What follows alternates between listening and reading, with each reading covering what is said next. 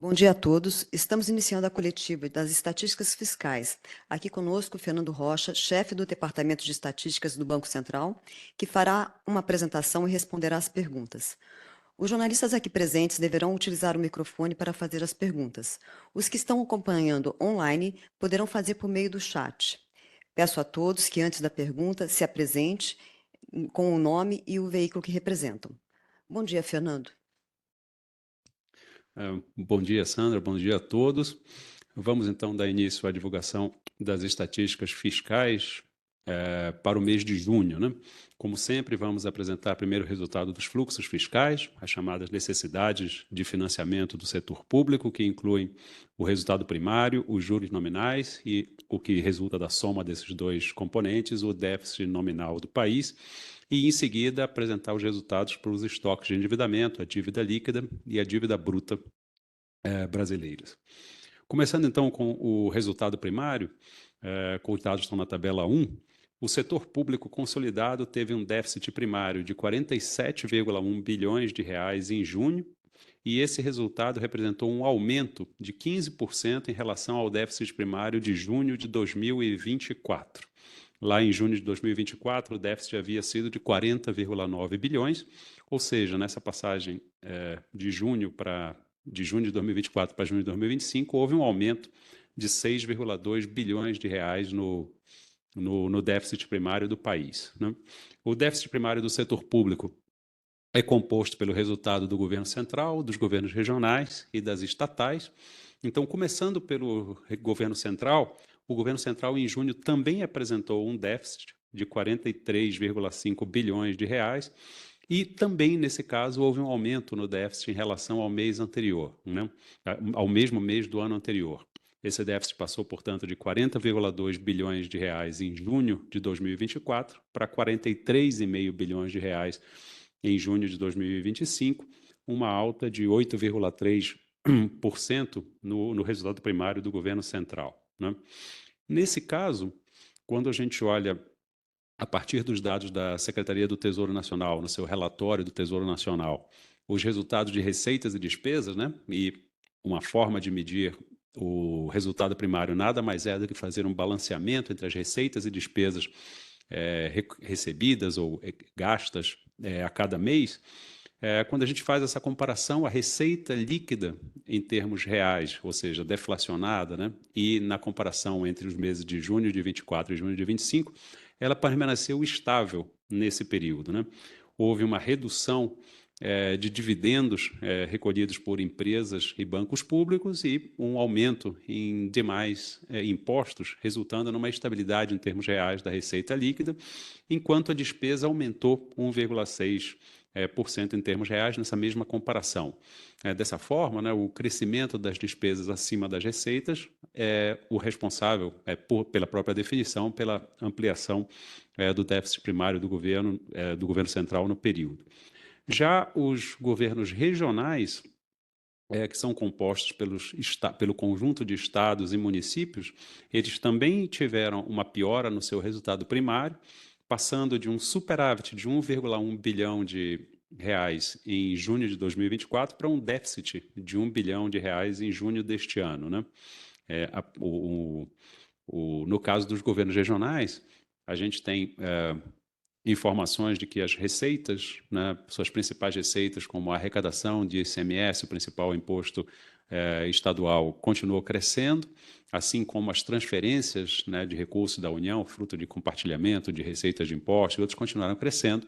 Então, a gente também, nesse caso, teve despesas crescendo acima das receitas e transformando o resultado dos governos regionais de um pequeno superávit em junho de 2024 para um pequeno déficit em junho deste ano, né? Ou seja, a gente teve tanto os governos regionais, o governo central, com os governos regionais, com as empresas estatais, todos apresentaram nesse mês de junho, nessa comparação interanual, a mesma trajetória, né, de redução, né, do resultado primário.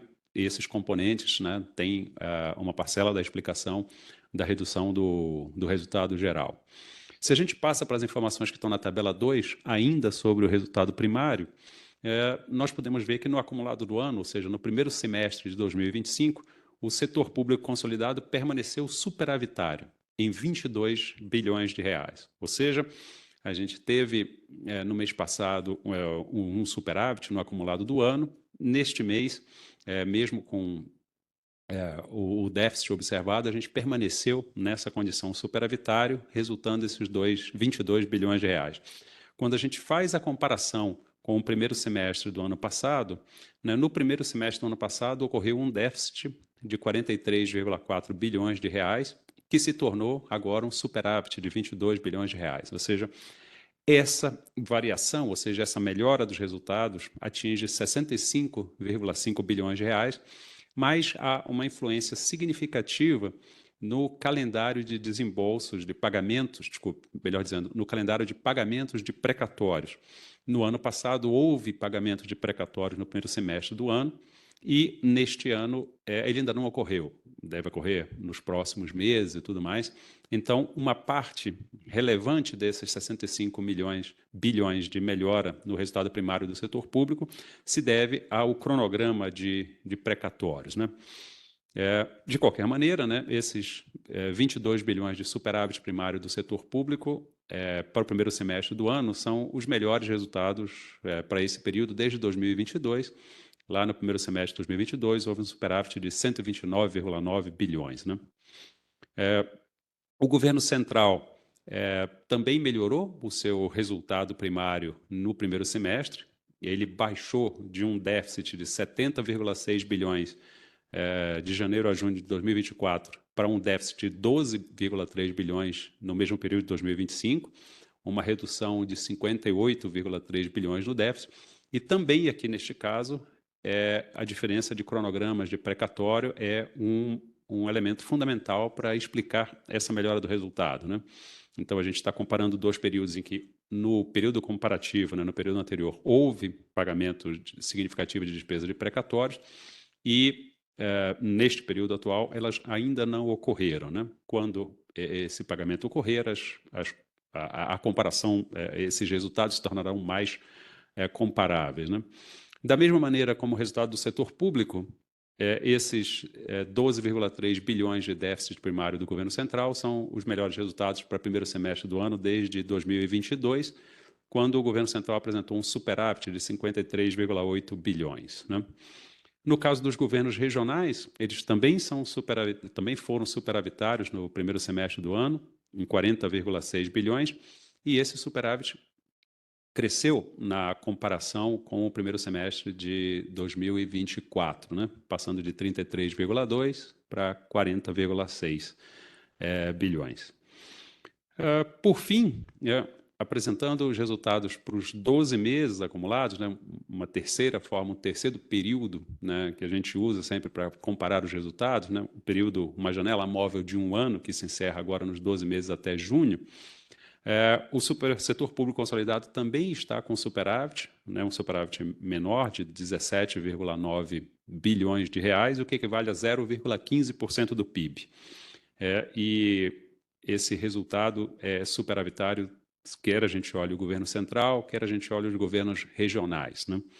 Então, esses são, né, os resultados primários para os diversos níveis de governo nas diversas bases comparativas. A gente tem um resultado superavitário significativo no primeiro semestre, mas a gente tem que lembrar, quando faz a comparação com o mesmo período do ano anterior, os pagamentos de precatórios ainda não ocorreram neste ano, mas no mês de junho houve uma piora do resultado, quer a gente olhe para o governo central, quer a gente olhe para os governos regionais, implicando um resultado primário menor para o setor público consolidado. A segunda parcela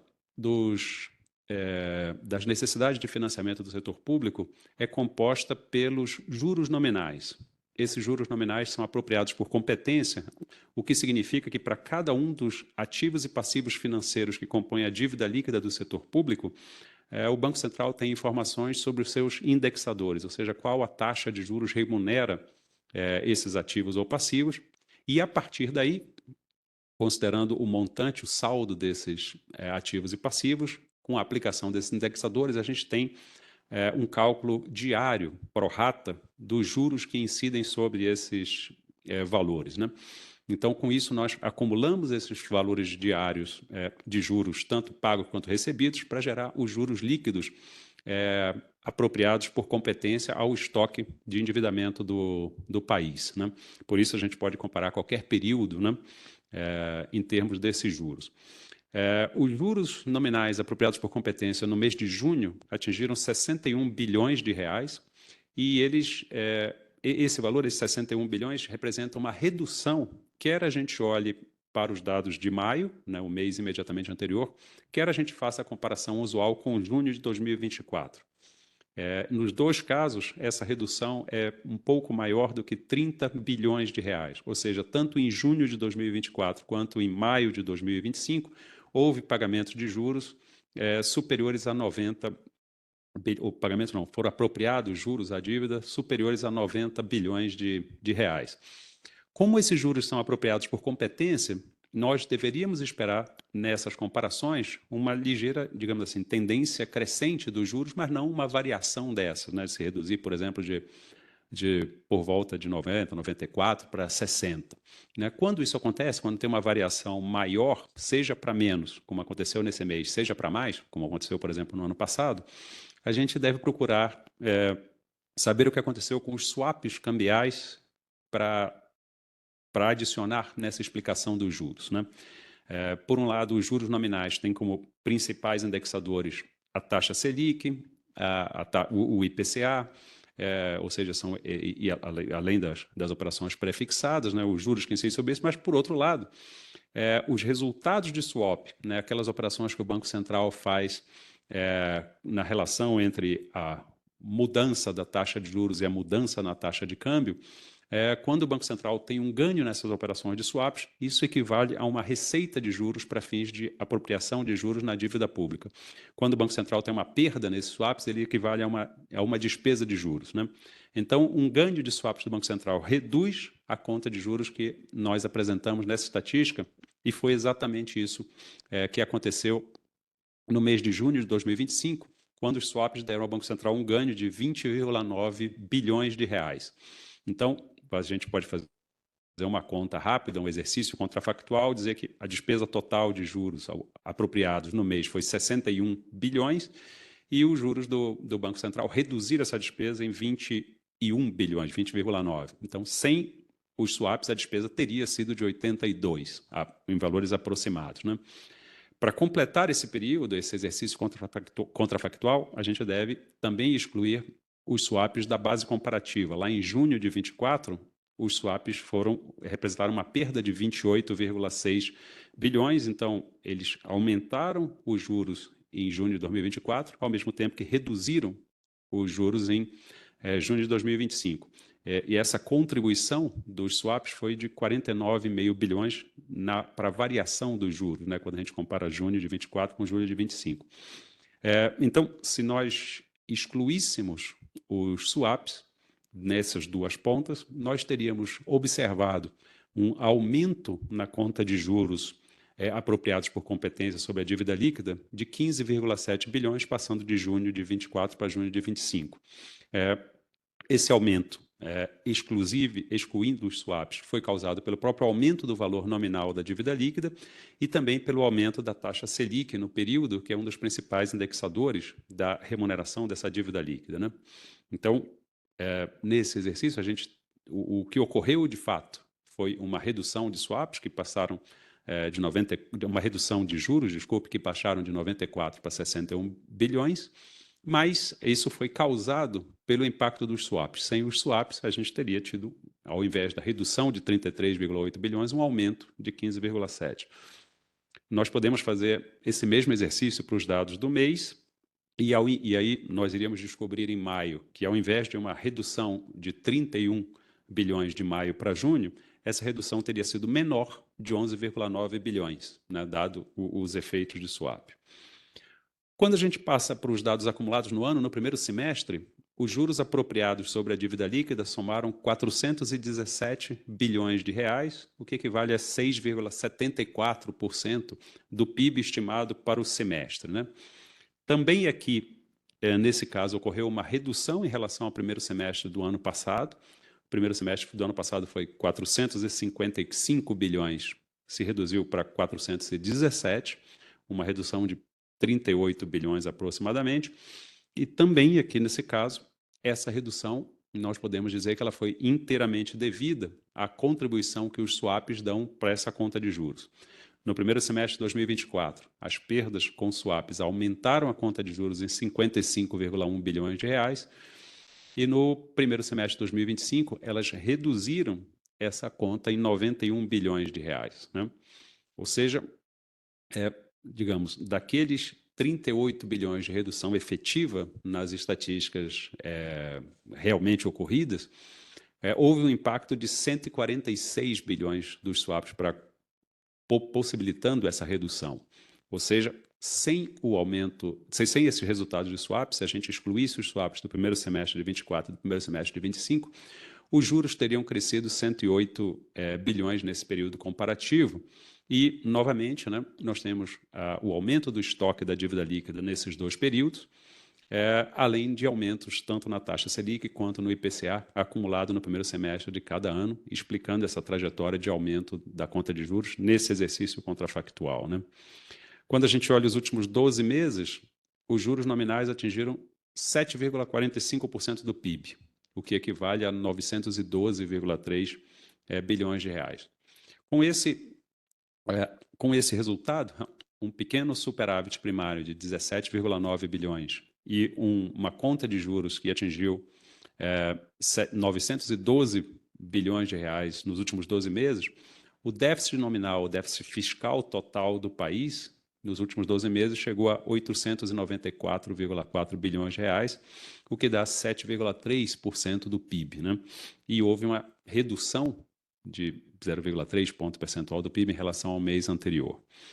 Bom, com isso, eu encerro a apresentação das necessidades de financiamento do setor público e passo para apresentar os resultados da dívida líquida e da dívida bruta. A dívida são duas medidas diferentes do endividamento público do país. A dívida líquida ela é o conceito mais abrangente calculado pelo Banco Central em termos de dívida pública. Ela é mais abrangente do que a dívida bruta por dois aspectos. O primeiro como o próprio nome está dizendo, ela é uma dívida líquida, ou seja, ela considera tanto os ativos quanto os passivos financeiros do setor público. Dessa forma, ela tem uma visão mais abrangente, né, do conjunto de haveres e deveres, se a gente quiser assim, do setor público. E, por outro lado, ela abrange todo o setor público, o governo central, os governos regionais, as empresas estatais, enquanto a dívida bruta só abrange o governo geral, excluindo, né, as estatais. Então, a gente tem, por essas duas dimensões, uma abrangência maior da dívida líquida nas estatísticas do Banco Central. Em junho, a dívida líquida do setor público atingiu 62,9% do PIB, ela cresceu 0,9 ponto percentual em relação ao mês anterior, e esse crescimento foi impulsionado fundamentalmente por dois fatores. O primeiro é que o setor público registrou um déficit nominal no mês, de magnitude 0,9% do PIB, né? Então, essa foi uma das razões. E a segunda razão é que, no mês, houve uma apreciação cambial de 4,4%, e como o setor público brasileiro é credor em moeda estrangeira, essa apreciação cambial significa um aumento, né, da dívida líquida,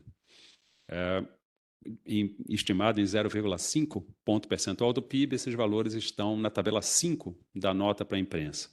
Né? O principal efeito no sentido contrário foi o crescimento do denominador, que é o próprio PIB brasileiro, que foi estimado em 0,4 ponto percentual, contribuindo para reduzir isso, né? Com esse resultado, esses 62,9% do PIB, o indicador da dívida líquida de junho é o maior da série histórica do Banco Central, que se inicia em dezembro de 2001. Né? Passamos agora para os dados da dívida bruta. Os dados da dívida bruta estão na tabela 17 da nota para a imprensa. Dívida bruta, pois não, Cícero? A dívida líquida, sim.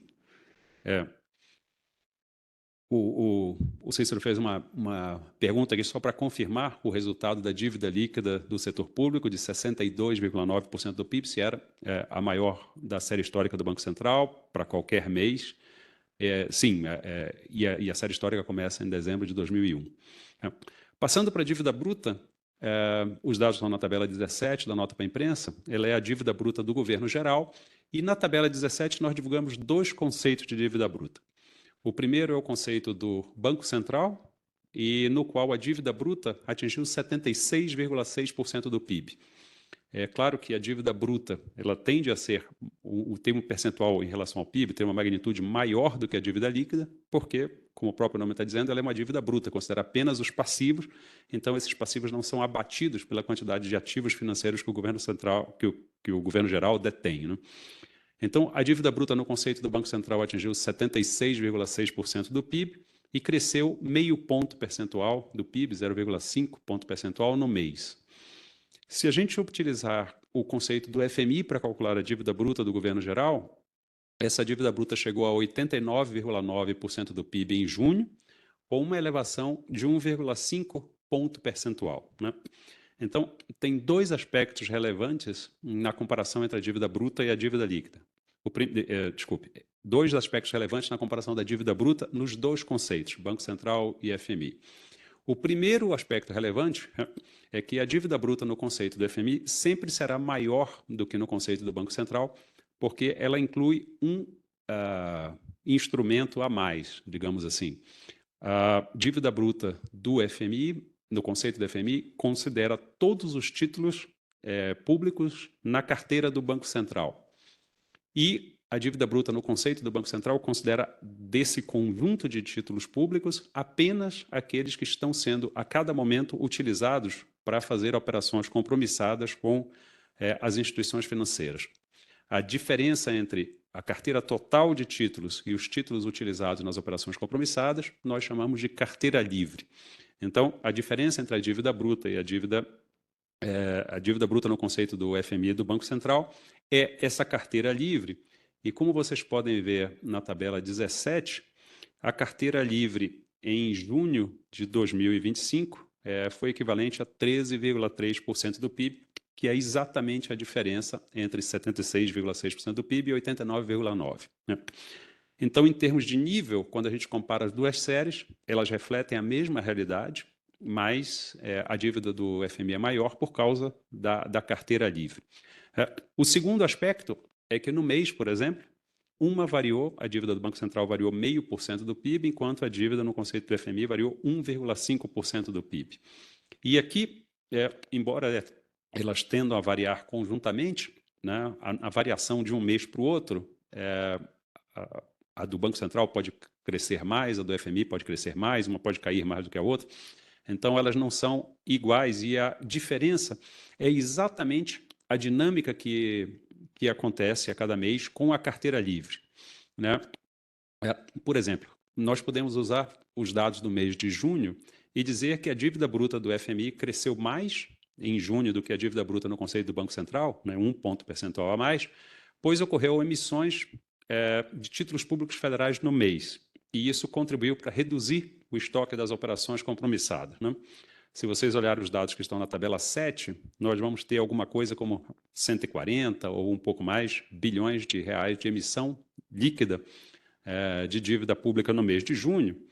E aí acontece o seguinte, né? Quando o Tesouro Nacional, nas suas atividades de emissão de dívida, de gerenciamento da dívida pública brasileira, né, tem um mês que ele emite em termos líquidos e tem outro mês que ele resgata em termos líquidos, né? Quando ele faz uma emissão líquida de títulos públicos federais, a dívida mobiliária do governo aumenta, né?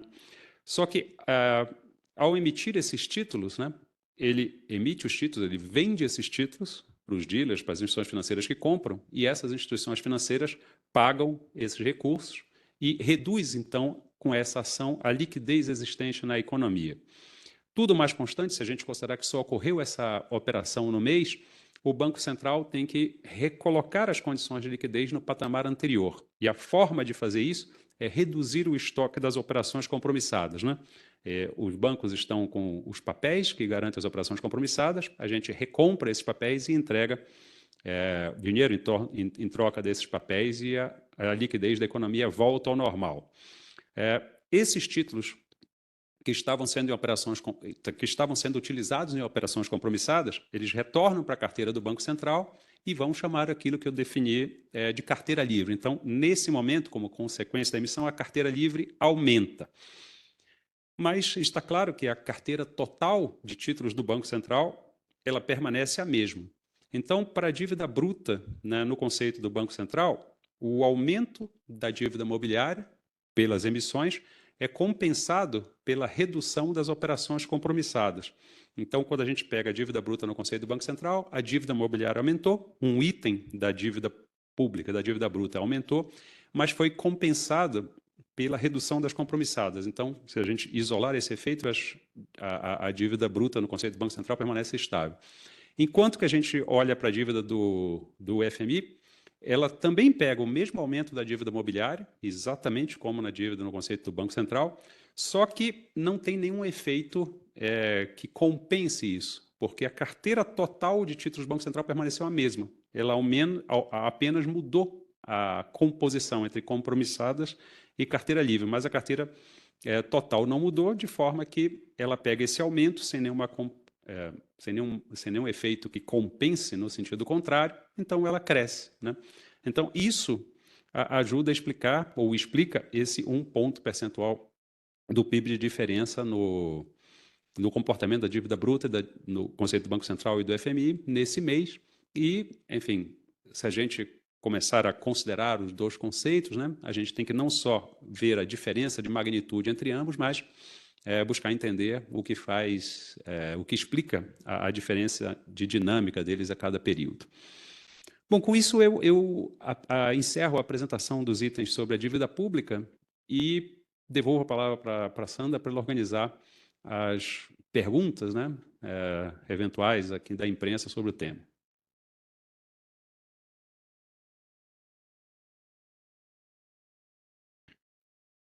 Bom dia, Fernando. Gabriel Schonhara, do Valor Econômico. Queria voltar para o primário, nos governos regionais. Teve um superávit que subiu esse ano na comparação com o mesmo período do ano passado, com destaque ali para os governos municipais também, né, que era déficit, virou superávit. Queria saber o que a gente pode ler ali de fatores para ter ajudado nesse movimento de melhoria das contas. Obrigado.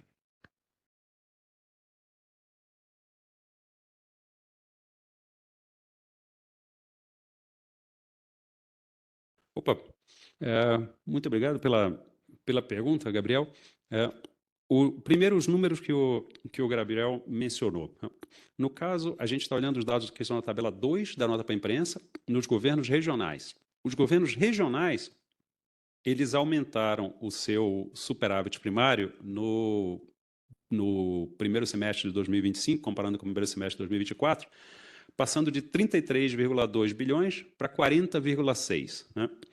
Esse aumento, nesse período comparativo, foi integralmente devido aos governos municipais, né? Como eu mencionei antes, os governos regionais são os estaduais e municipais, enquanto nos governos, digamos assim, se a gente olhar o nível, né, dos 40,6 bilhões de superávit dos governos regionais no primeiro semestre de 25, 33,8 bilhões foram devidos aos governos regionais. Então, em termos de nível, a maior parte desse resultado é devido aos governos regionais.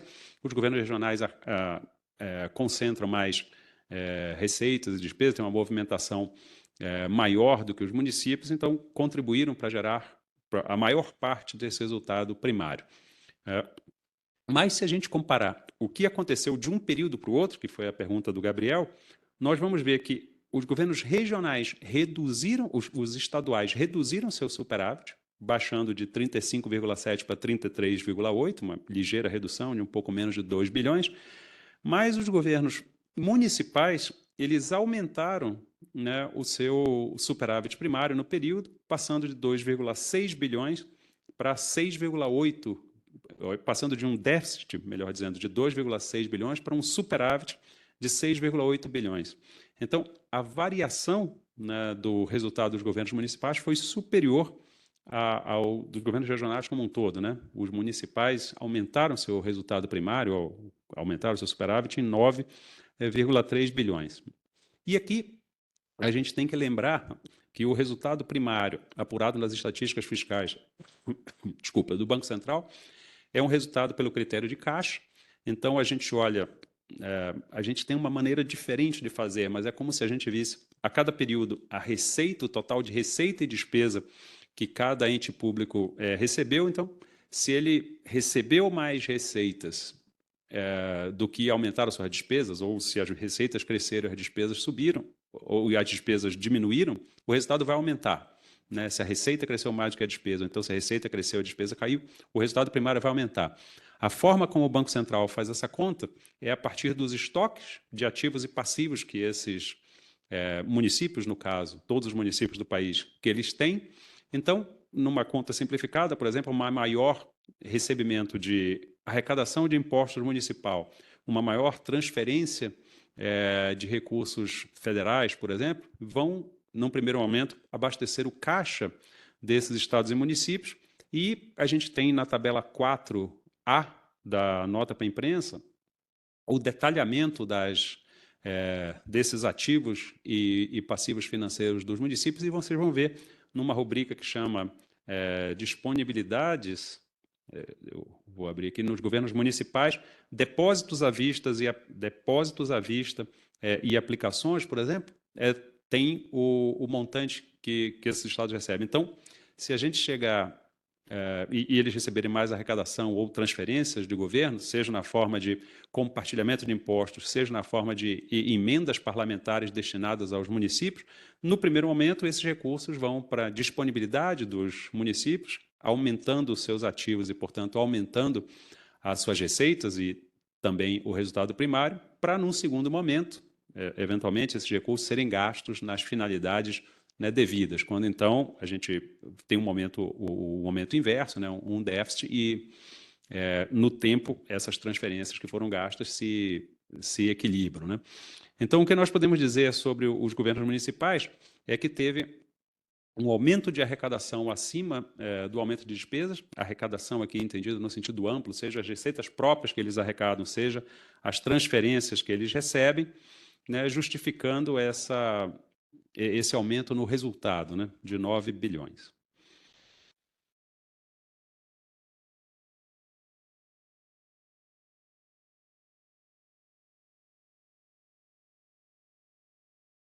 Bom dia, Cícero Cotrim, da Broadcast. 2 perguntas rápidas. Deixa só eu achar as tabelas que eu fiz as contas aqui, só para...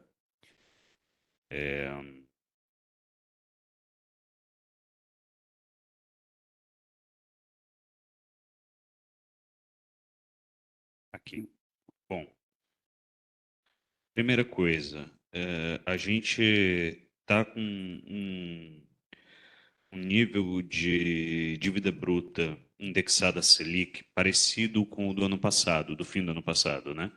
E esses 2 níveis sensivelmente acima do fim de 23, do fim de 22, do fim de 21. Tem uma tendência de manutenção desse percentual selicado em torno aí de 53%, 54%, que é o que a gente viu nos últimos meses. E a minha segunda pergunta,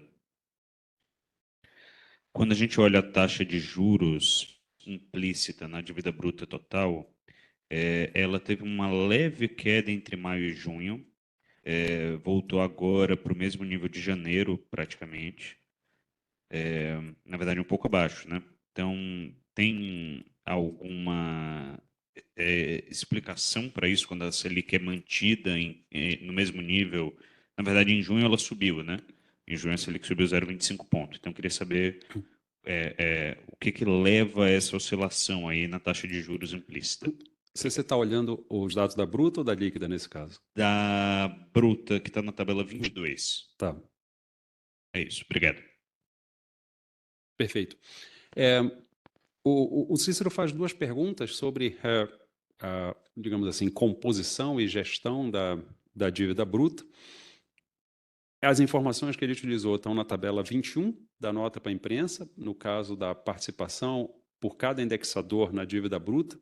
Isso é exatamente aquele ponto que eu comentei no início, né?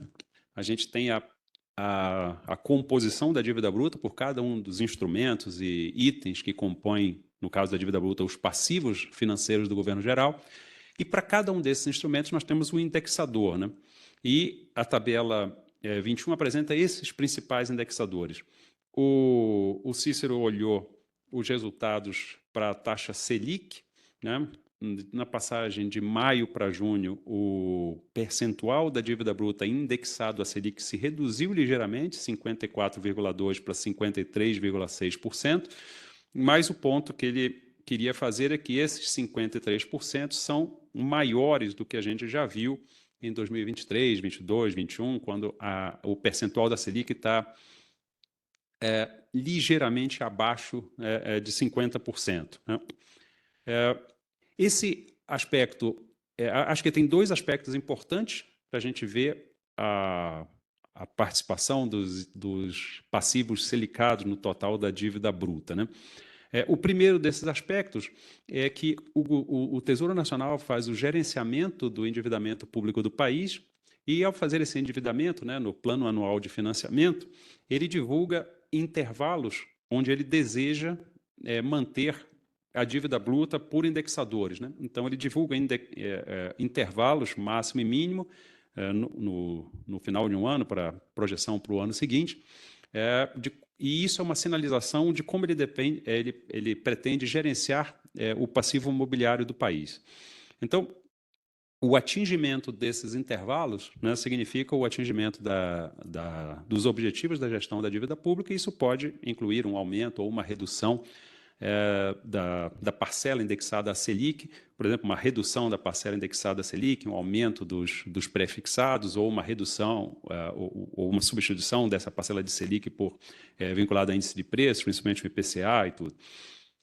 Os três principais itens são exatamente esses. Né? Na posição de junho, a Selic com 53,6%, o IPCA com 21,3% e os pré-fixados com 18,1%. Né? Se a gente somar esse total, acho que eles são os mais relevantes, eles chegam a 94% da Selic, da dívida bruta, tem esses três indicadores. Né? Mas só que, assim, não só os critérios que o Tesouro utiliza para gerar esses intervalos, mas o resultado que é atingido efetivamente depende também das condições financeiras a cada um desses momentos. Né? A condição financeira incluída indicador de incerteza, se inclui não só a trajetória de juros, mas a trajetória de resultado primário. Então, assim, eu diria que nos últimos anos esse número tem estado estável, acima de 50%. Esse ano, no ano passado, se a gente olhar os dados de meados do ano passado, de julho para dezembro, por exemplo, a média foi 53,9%, ele agora está em 53,6%. Tem flutuações nesse número, um ponto percentual para cima e para baixo a cada mês, dependendo dessa dinâmica de resgates e emissões. Se a gente olhar para um período mais longo, ele está estável, refletindo as condições de mercado. Não tenho comentários adicionais a fazer além desse ponto. Né? Em relação a 2023, 2022, a gente viu uma troca, pode ver uma troca aqui de, por exemplo, o IPCA com o Selic. Né? O IPCA chegou a 23, 23,7, agora está 21,3, como aspectos dessa gestão da dívida imobiliária do país. No caso da dívida bruta, se a gente olhar o que o Cícero perguntou foi a taxa de juros implícita da dívida bruta para o mês mensal, para o mês de junho, comparando com maio, por exemplo. O que é esse cálculo?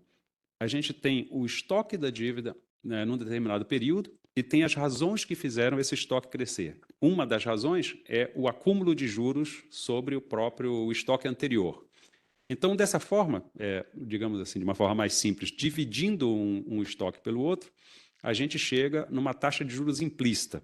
Essa taxa de juros implícita é aquela taxa que efetivamente, no mês, ou no semestre, ou no ano, fez a dívida aumentar. Né? Então, é claro, ela é correlacionada com os indexadores de dívida, mas ela é basicamente a conta ao inverso. Né? Então, em vez da gente pegar os indexadores que estão na tabela 21 aplicar e ver onde chega, não, a gente faz o contrário, né? A gente vê o ponto de chegada, a dívida bruta hoje, a dívida bruta ontem, e explica essa variação por uma taxa implícita de juros, que é, digamos assim, uma média ponderada desses indexadores que você viu. Então, como a gente está fazendo uma conta a partir dos resultados ocorridos, tem um aspecto que é importante e que não está na tabela 21 dos indexadores, é quanto tempo passou de um período para o outro. A gente tende a dizer que é sempre a mesma coisa, sempre um mês. Mas, como esse cálculo dos juros é feito por dias úteis, no caso, junho teve um dia útil a menos de maio. E isso é suficiente, por exemplo, para explicar uma redução, porque a implícita que o Cícero se referiu foi 1% em maio e 0,9% em junho. Então, esse é um fator relevante. O segundo é que, se a gente compara, não necessariamente o IPCA cheio de cada mês, mas um IPCA médio, porque quando a gente apura o IPCA para o cálculo da dívida, né, você faz mais ou menos uma média de IPCAs de meio a meio de mês. Esse IPCA médio teve uma pequena redução na passagem de maio para junho. Então, assim, eu diria que os indexadores da dívida, como você mencionou, a Selic aumentou de um mês para o outro, mas o IPCA reduziu, teve um dia a menos. Então, acho que, nesse caso, né, o mais relevante é um dia a menos. Então, se você analisar o mensal, você vai achar a redução. Se você analisar, por exemplo, o acumulado nos últimos 12 meses, vai ver que os números são exatamente iguais. E no semestre até aumentou, que estão nas tabelas 23 e 24.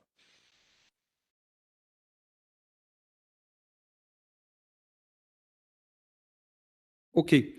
Bom, não havendo mais perguntas, eu gostaria de, então, encerrar a coletiva de hoje, agradecendo a participação e a atenção de todos, não só nessa coletiva das estatísticas fiscais, mas nas duas anteriores, de moeda e crédito e balanço de pagamentos. E desejar a todos um bom dia. Muito obrigado.